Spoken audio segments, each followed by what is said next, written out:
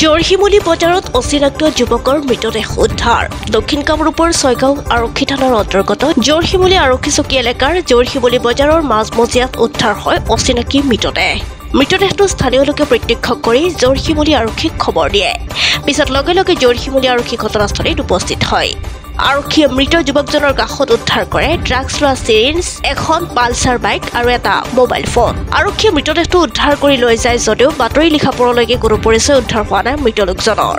ইতিমধ্যে জৰশিমুলী আৰক্ষীয়ে মৃতদেহটো উদ্ধাৰ কৰি মৰণোত্তৰ পৰীক্ষাৰ ব্যৱস্থা কৰা বুলি জানিব পৰা গৈছে। জৰশিমুলীত এইদৰে অচিনাক্ত মৃতদেহ উদ্ধাৰ হোৱা ঘটনাই সমগ্ৰ অঞ্চলত এক চাঞ্চল্যকৰ সৃষ্টি হৈছে। আজি জৰশিমুলী বজাৰৰ মাৰ্কেটিং চেটত এজন মানুহ মৃত্যু দেখা গৈছে। তাৰ হাতত ড্ৰাগছ দেখা পোৱা গৈছে। জৰশিমুলী বজাৰত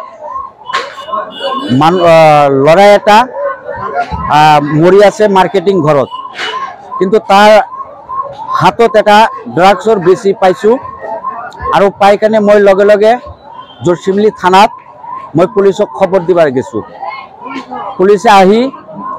পুলিচে ল'ৰাটো তুলি লৈ থানাত লৈ গেলে। মই ল'ৰাটো চিনি পোৱা নাই, এতিয়াও গাৰ্জেন ওলোৱা নাই।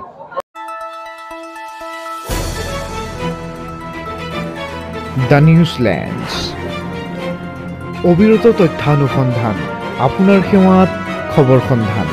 দ্য নিউজলেণ্ড।